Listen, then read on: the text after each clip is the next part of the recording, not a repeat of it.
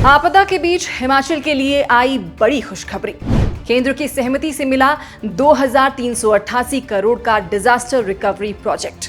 अगले 5 महीने रहेंगे हिमाचल सरकार के लिए भारी।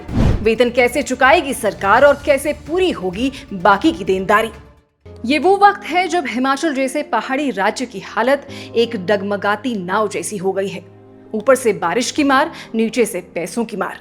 एक तरफ हर दिन भूस्खलन, टूटी सड़कें और ढहे घर हैं, तो दूसरी तरफ खजाने में पैसे नहीं।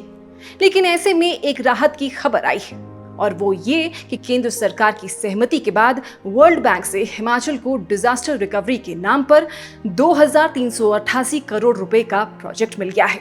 ये पैसा सीधे हिमाचल को अनुदान के रूप में मिलेगा, यानी कर्ज नहीं होगा और लौटाना भी नहीं पड़ेगा। ये राहत की सांस तो है, लेकिन इसके पीछे की हकीकत समझिए।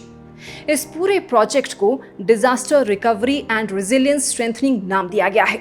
इसमें वर्ल्ड बैंक 2150 करोड़ रुपए देगा और बाकी का हिस्सा राज्य सरकार डालेगी।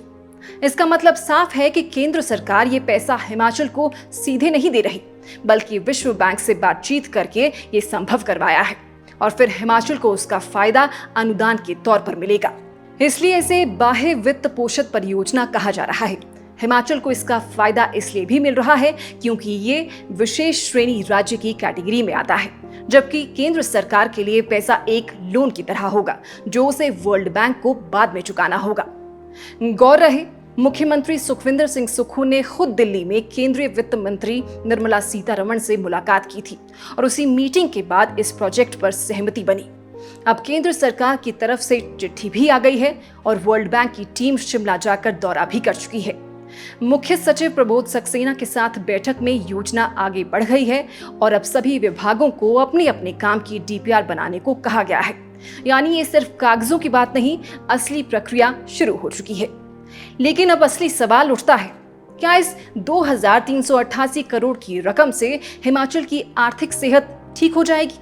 और क्या इससे कर्मचारियों का बकाया डीए, पेंशन, वेतन सब कुछ चल निकलेगा? जवाब है नहीं, क्योंकि ये पैसा सिर्फ आपदा से हुए ढांचागत नुकसान की भरपाई के लिए मिलेगा।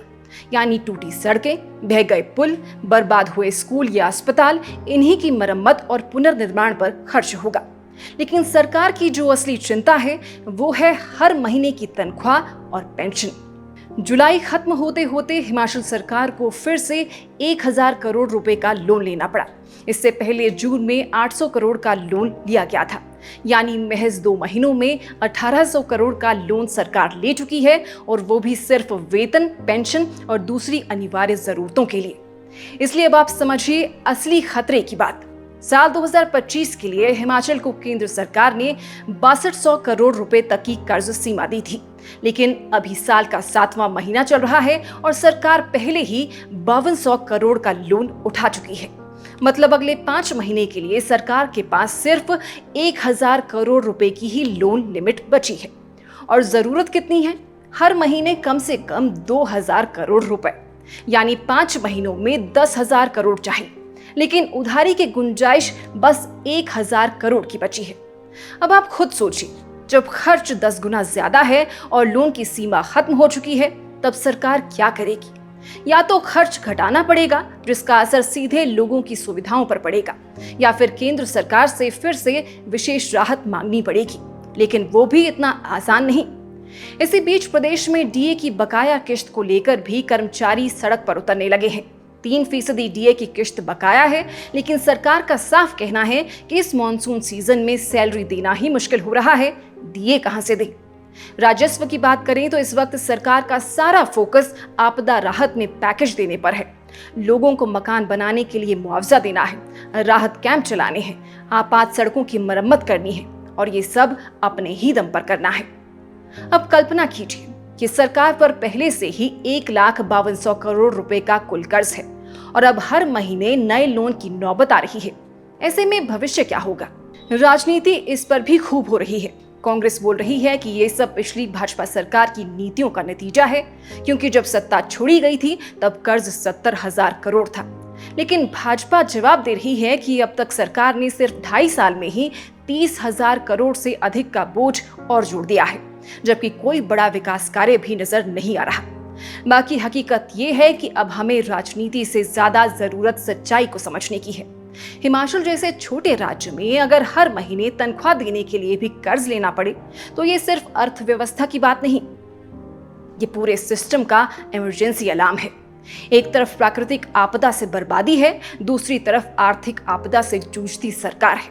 फिर भी राहत की बात यह है कि डिजास्टर रिकवरी प्रोजेक्ट जैसे प्रस्तावों पर केंद्र सरकार की सहमति और वर्ल्ड बैंक की मदद मिल रही है, जिससे बर्बादी से निपटने में कुछ सहायता जरूर मिलेगी। लेकिन इससे प्रदेश की वित्तीय सेहत सुधर जाएगी, ऐसा सोचना जल्दबाजी होगा।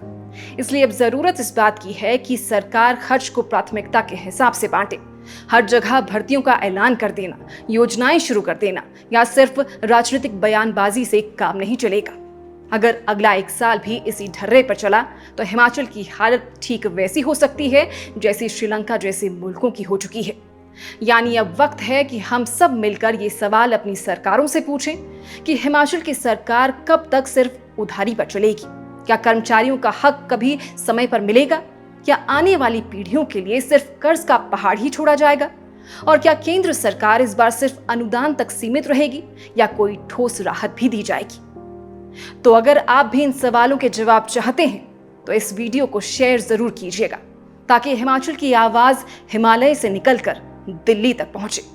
बाकी हमारी प्रस्तुति पसंद आई हो तो वीडियो को लाइक कीजिए, चैनल को सब्सक्राइब कीजिए और इसे हर हिमाचली तक पहुंचाइए। बाकी फिलहाल के लिए इस खबर में बस इतना ही। नमस्कार।